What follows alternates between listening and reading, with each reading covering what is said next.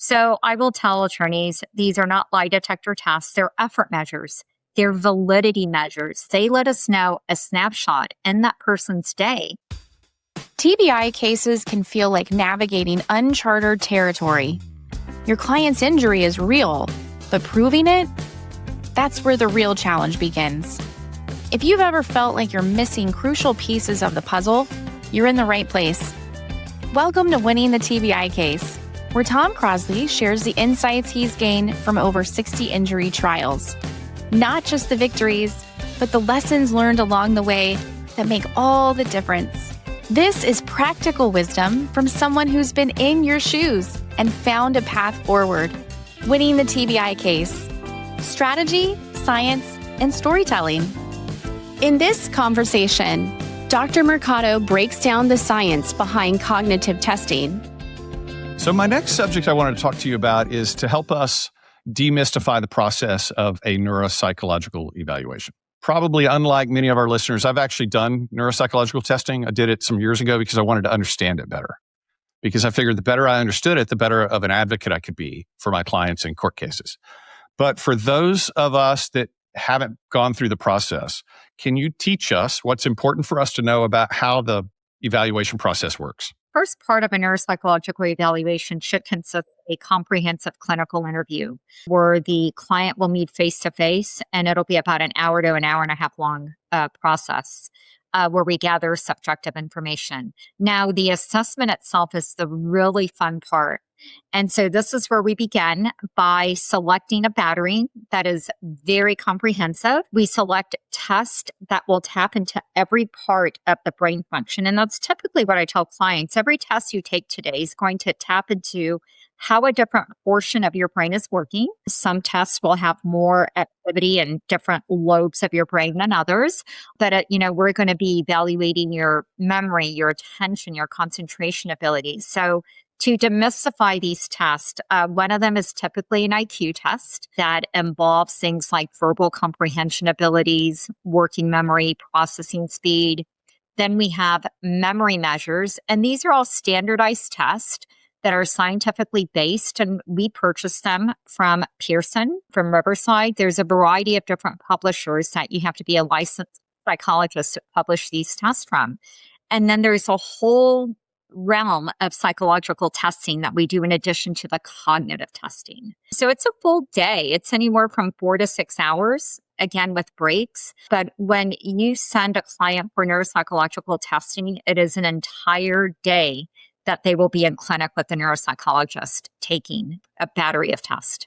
And if you're on the defense side and the plaintiff has already submitted to neuropsychological testing, before your involvement, are you able to do your own neuropsychological testing as a defense expert? Most of the time I am. And when I do work as a defense expert, I always ask to do my own. I believe there's value in meeting a person face to face, doing my own evaluation to see if we get similar testing. Now, if they had recently been tested by a plaintiff's attorney, I will ask for the raw data. And I will evaluate that because there's something called practice effects. You never want to measure test back to back because it will inflate the results because they just recently took it. So I like to wait at least a year between my evaluations and say I got a case today and they were tested in 2023. I would definitely ask to retest them. But to answer your question, yes, I always ask to do my own IME when I'm hired by defense. Are they typically different tests than were done the first time, or do you sometimes use some of the same tests? I use my own battery. So if it was a different battery and I see that other tests would be more appropriate, I will use different tests. If I want to mirror the battery to see if there's any improvement or worsening of symptoms, I will sometimes use the same battery. So it really depends on a case-by-case basis. What are you looking for before you ever get into test scores in this clinical interview? I'm looking for various things. So number one, I do a full comprehensive from the beginning of life to the event that brought them into the clinic. I am looking for changes. I'm looking for when did symptoms begin. In the field of neuropsychology, onset of symptom presentation is critical for diagnoses. So to understand that from the individual directly, Also, I like to see if there's consistency between what I'm being told and what is in the medical records. What have they been reporting to other providers? And if there's any inconsistencies and I have the privilege of having the records before my evaluation, then I get to address those inconsistencies in my interview and ask questions to clarify the matter for me. I'm sure there are times when you need to assess whether the patient is putting forth good effort, whether they're being consistent or truthful or giving you reliable data. How do you do that? And what happens if there's a allegation of exaggeration or malingering? What do you do in those situations? Yeah, great question. So every single test battery of these assessments that we administer, anytime I evaluate someone in a forensic setting, we always administer at least 3 to 4 what we call performance validity measures and symptom validity measures. One set of tests that is completely unique to the field of neuropsychology, this whole concept of poor effort or malingering that comes up in these cases, as we know, are true. And actually, depending what study you pick up and read, about a third of individuals involved in litigation will overreport symptoms for secondary gain. So it's something that is very unique and very valuable to the litigation process, in my opinion. Every single battery I give, you will always see performance and symptom validity measures. What do you do if I suspect that there's overreporting, intentional overreporting?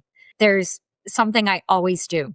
If I'm hired by a plaintiff's attorney, I will immediately pick up the phone and schedule a call with the attorney and tell them we finished the testing. I can't tell you much, but I feel that your client is over-reporting symptoms, and this is why. And I just feel that transparency and honesty is best than to sugarcoat. And, I've had some attorneys tell me, you know what, Dr. Mercado, I suspect that I don't think I'm going to work with this client anymore. And instead of the attorney investing more time and hours and money into trying to prove up a case that, and unfortunately, sometimes these are people with genuine injuries, which is really unfortunate. I think it needs to be addressed. And if they just had a bad day, then let's reevaluate them in 6 months or a year. If that happens on the defense side, I'm assuming that you write a report that helps the defense prove that you think there's exaggeration or malingering or... Correct. Yes. That makes sense. Yeah, defense welcomes those reports, as you can imagine. So I always tell my clients before they go to their neuropsychological testing to use their best effort. I want the test results to show us what this client is really like on a day-to-day basis. How important do you think it is for our clients to get the message that they need to give best effort, that these tests will catch them if they don't? I would tell attorneys that is a must. If you're a plaintiff's attorney and you have a client who's going to take neuropsychological testing, whether they're doing the evaluation with the neuropsychologist that the plaintiffs have hired or that the defense has hired, I think both sides should really just engage in a very supportive manner with the testing and let them know about these validity measures, not show them what they are, do research and coach them on specific measures, but give them clear warning. And I can tell you that at the very end of my interviews, that's standard for my practice. I will tell the clients in my office, you're going to take some tests. Some of them are going to be really easy. Some of them are going to be really hard. All that matters is that you try your best, because there will be some tests that are measuring whether or not you're providing good effort. And if you don't, then my hands are tied and I cannot interpret your test. It's almost like using the analogy, if you move in an MRI machine or in a CT scan, the image is going to come out blurry. And the same way in testing, if you move during those effort measures and you're not trying and you're distracted or purposefully, intentionally not answering in the correct manner when a task is easy, I'm not going to be able to read your data. Yeah, it's a gift to the defense if the plaintiff tries to exaggerate on their neuropsychological testing. Then it plays right into what I think is the best defense, that they're making this up. For our lawyers who are listening, do try to make sure that your clients put forth best efforts. Don't try to game the system in any way. I never even ask what tests they're going to give if the defense is doing the testing. I don't care. I mean, I certainly don't want somebody to think that I'm asking to know which tests so that I can prep my client for that test. That's counterproductive. I just want the test to show how my client really is. I don't want them to be prepared or for it. I mean, why would I want to do that? Don't ask for the list of tests. You're rarely going to get them. You're going to get a caveat stating what cognitive domains will be assessed, but there's no need. And that's really something that's static and really will change depending on the presentation of the client on the day of the testing. If you're finding value in today's episode, here's how you can take your TBI practice to the next level. Subscribe to our newsletter at crosleylaw.com/podcast. For the benefit of some of our listeners who may not be familiar with the term raw data, can you tell us what that means? So raw data is the actual testing protocols that we administer. So it contains all of the standardized test items and then the responses that is given by the client. That would be true. The raw data includes both cognitive testing and psychological testing. I know that in some cases of mine, it's exchanged only from one psychologist to another psychologist. In other cases, we'll get court orders that allow the lawyers to get the raw data. What is your typical experience in that regard? My typical experience has been to send my raw data to other neuropsychologists directly. If I get a request from the attorney, I will then forward it to the opposing counsel's neuropsychologist. And I never have a problem sharing my raw data. I think it's customary in the field. And if you have an expert who's not asking for the raw data from the other side, as an attorney, I think you should encourage your neuropsychologist to always ask for the raw data from the other side or any prior testing. So as an attorney, that would be something I would always be sure that you have your expert ask for. When should a plaintiff lawyer ideally have a neuropsychological test done on their brain injured client? Ideally, I would say 6 months for a cognitive screener and 1 year a full battery. And what is a cognitive screener in that context? A cognitive screener would be a brief assessment to evaluate how that person is functioning who has persistent cognitive consequences from their traumatic brain injury. That will give us an idea to document the level of impairment that was present. And then at a year, we can determine and do a more comprehensive battery to see if that impairment is still present or if we have any improvement in any cognitive domain. And so when do repeat evaluations make sense? Because, sometimes these cases can go on for 3 years. I would say probably within 3 months if the case is going to trial. It would be nice to have an updated snapshot, so to speak, of the person's brain and how it's functioning. And more than anything, it'll solidify any permanent injuries that are still present. That way, and in trial, you can say with confidence, look, I tested this person 3 years ago and this is where they were. I tested them 3 months ago and this is where they're still at. It just kind of solidifies the permanency to the court and to the jury of the cognitive impairment that still is present. It is always awkward if we have an expert, a medical doctor especially, in any subject, not just neuropsychology, that hasn't seen the plaintiff for more than a year by the time the trial comes around. Because when you start asking the doctor, hey, how's Susie doing now? What does the future hold for Susie? You don't want to get the answer of, I don't know, I haven't seen her in 2 years. Absolutely. So what if the case is going on for 3 years? Do you do the testing every year, or is it enough to do it at the 1 year mark and then again 3 months or so before the trial? Typically, my recommendations are every 12 to 18 months. I would say if, you do it at the year mark and you're going to go to trial a year and a half to 2 years later, just wait the 18 plus months. You don't want too many psych evals back to back. It's not clinically warranted unless you're going to trial and you want to prove the permanency of an injury. That would be highly recommended at that point.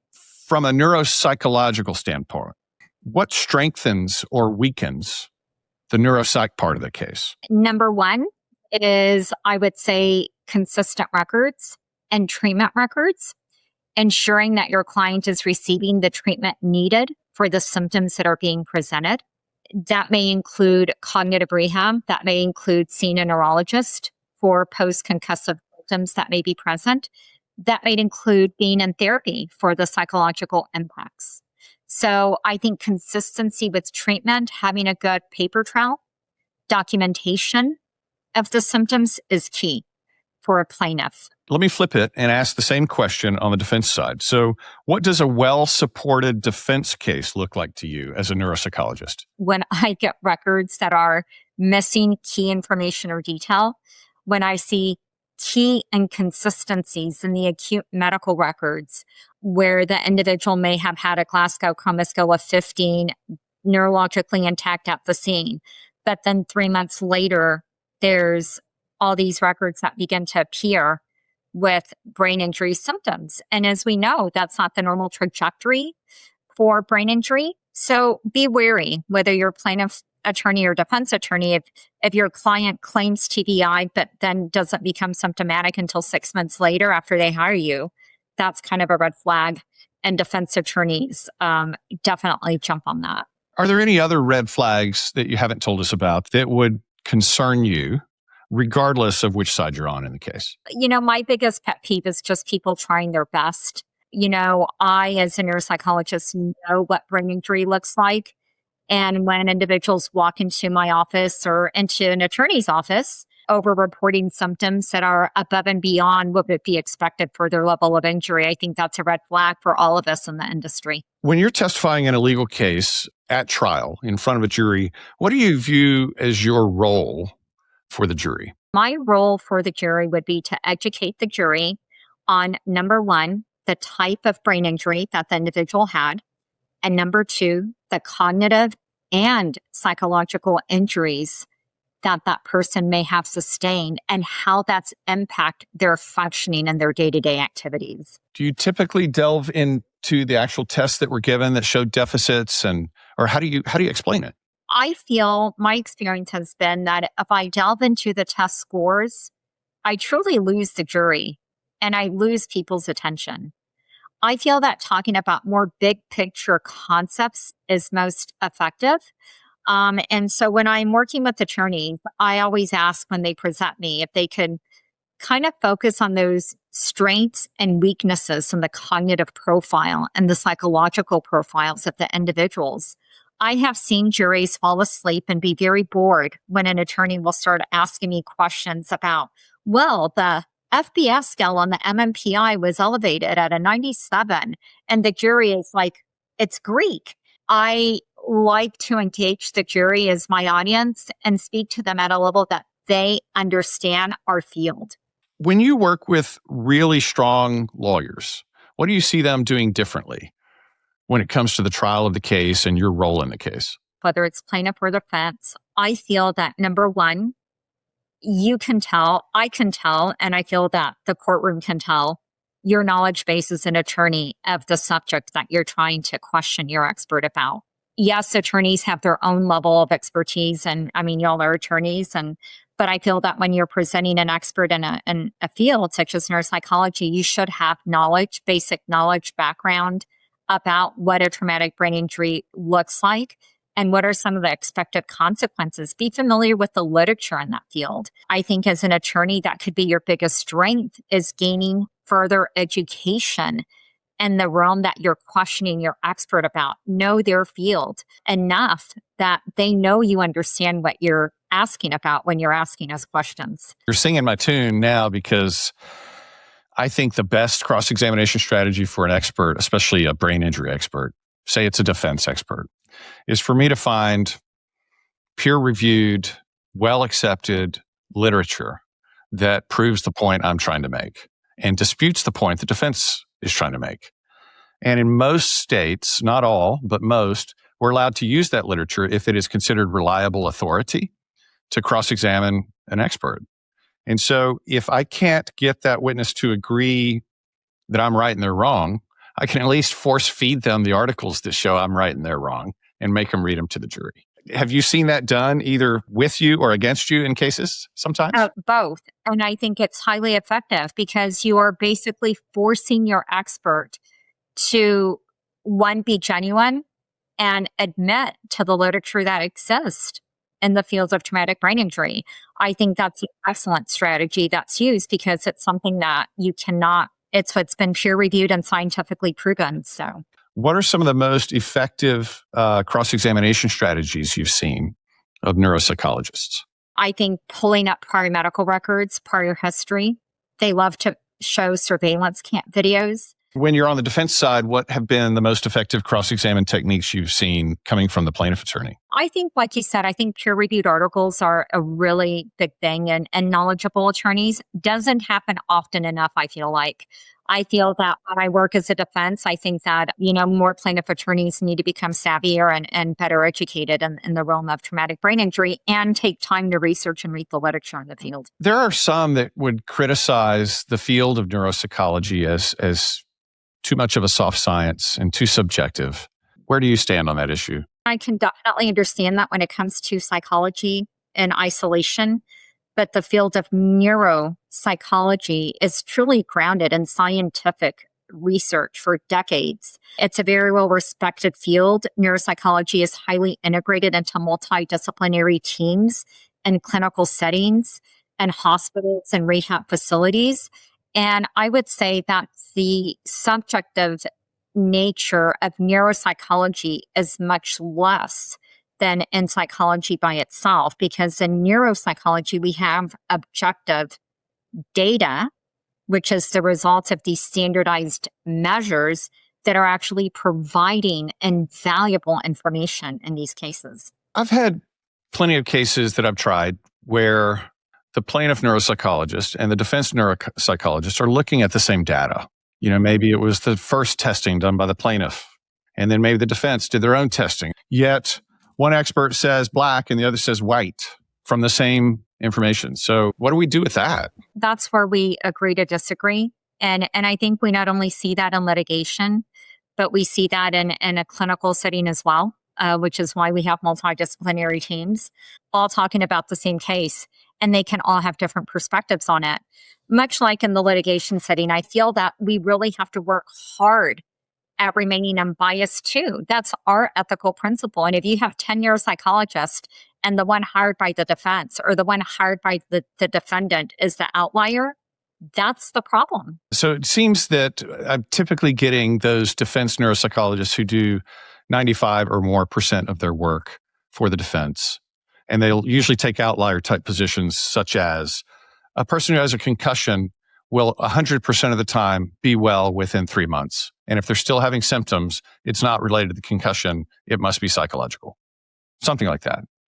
Have you actually seen that or heard of people saying things like that in court cases? Yes, I do know colleagues in the field who work only defense cases or 99.9 defense cases, and every single mild traumatic brain injury case that I have been opposing them, they consistently say they either didn't have a concussion, and if they did, they should be fine by now because it's been more than 3 months. Everybody. It's not statistically probable that every single out of the 100 cases they've had in their career, 100 have been fine. When a patient fails a performance or symptom validity measure, I know that one explanation is they're exaggerating or they're faking. Are there other explanations that, other than intentional deception, that can logically be called upon to explain why somebody might fail one of these validity measures? Thank you for asking that, because I feel that attorneys need to know that when these measures are failed, especially if it's like 1 out of 3 and not consistently across the board that all of these measures are failed, reasons that these are failed are: 1, a person could be having chronic pain that day. They could have a really bad headache. It's up to the clinician to provide them breaks. They could have not slept well the night before. They may have came in from out of town. They could have had something happen in their immediate family. I mean, there are so many different reasons why an individual will put forth poor effort on testing. And there's tons of literature about this topic that we're talking about. That is the first line of what we look at as neuropsychologists, and something that could really harm a case. And I feel that defense-only experts will always see a failed score and will always say, they're malingering, they're liars. That's not true. I think that's one myth in neuropsychology that I would love to teach attorneys and to let them know, look, if you have one failed effort measure, That is not an end all to your case. There could be a variety of reasons for lower scores. So don't hang your hat only on one or two isolated tests. They're not going to invalidate your entire testing. Have you ever heard of that phenomenon, the game show phenomenon, where you know the answer to the question, but now you're kind of put under the spotlight and they ask you the question, your mind kind of blanks? Absolutely. And I can tell you, I've had clients in here, and that's why I like to start my days with the interview. And I say, how are you feeling today? Is today kind of a normal day for you? Like, we've been so nervous about this evaluation. I've been up since 3 this morning and kind of go back to sleep. I didn't know what today was going to be like. It can be very intimidating to walk into a neuropsychologist's office and know that you're going to be there an entire day answering questions. We have to take litigation stress into account when interpreting these data profiles that we obtain. And we don't know that unless we sit with the person and interview them and know if they're experiencing this concept of litigation stress that can definitely impact testing results. From a clinician standpoint, Dr. Mercado, what are the limits of what neuropsychological testing can actually tell us? So I will tell attorneys, these are not lie detector tests. They're effort measures. They're validity measures. They let us know a snapshot in that person's day if that person is engaged with us, if they're trying or if they're not. And so how would you communicate uncertainty or limitations in your findings, especially in cases where the stakes are high? I have found it to be best just to be very direct and open and honest. If you're not honest and transparent, you're only harming the client and you're hurting the case. I wouldn't want to do that for anybody. There's people I feel that I've tested that have genuine injuries and failed these effort measures, but I still think they are genuinely injured. So I think talking it through and discussing it with the attorneys and reevaluating when appropriate can be an option. And I would stress, not every case is a TBI case. I recently did a case where there was a shoulder injury and a neck injury and a TBI, right? Because it's polytrauma. You had done some testing on it and you said, this isn't a TBI. These symptoms are probably coming from something else, not TBI related. I was thankful to have that information because I had a very strong shoulder and neck injury case anyway. I would hate to lose my credibility in court by trying to prove something that I've got the losing side of. Thank you so much for bringing that up because not every single case is a TBI case. And you know what? That's okay. I'd rather you all know than not know and have good information that you could use to strengthen your case. What do you see good lawyers doing? What do you wish lawyers would do when it comes to prepping a neuropsych, both for deposition and later for trial testimony? So what I see good lawyers do when prepping for deposition and trial testimony is taking at least an hour a week before the depo, not the morning of the deposition or the day of trial. Give us an opportunity to meet with us 30 minutes to an hour a week before deposition, a week before trial, to give us time to prepare for the case and to ensure that we have all proper documents. Also to determine if we need to have any demonstratives that may be helpful for the case. What is one thing you wish trial lawyers would do differently when working with neuropsych experts, whether it's plaintiff or defense? I wish that trial lawyers would work with us in determining what questions would be the most appropriate to ask us in a manner that would allow us to convey our opinions in a very simple format to the jury. Because ultimately, they're the ones that need to understand and the judge. And so I want to be able to convey my findings. And in order to do that, I need to be asked the appropriate questions so that I'm answering a question that is being posed. Well, thank you for generously agreeing to share your time and expertise with us today. If any of our listeners wants to reach you, what is the best way for them to do that? At my office or via email at jnmercado@texasneuropsychinstitute.com. Thank you very much. So folks, this wraps up our two-part series with Dr. Janyna Mercado, PhD, a clinical neuropsychologist. I know I learned a lot, and I hope you did too. This has been Winning the TBI Case. I'm your host, Tom Crosley. If today's episode helped you see your current case in a new light, share it with a colleague who's facing the same challenges in a case. Subscribe wherever you get your podcasts and join our community of trial lawyers who refuse to settle for average results. This has been Winning the TBI Case. Strategy, science, and storytelling with Tom Crosley.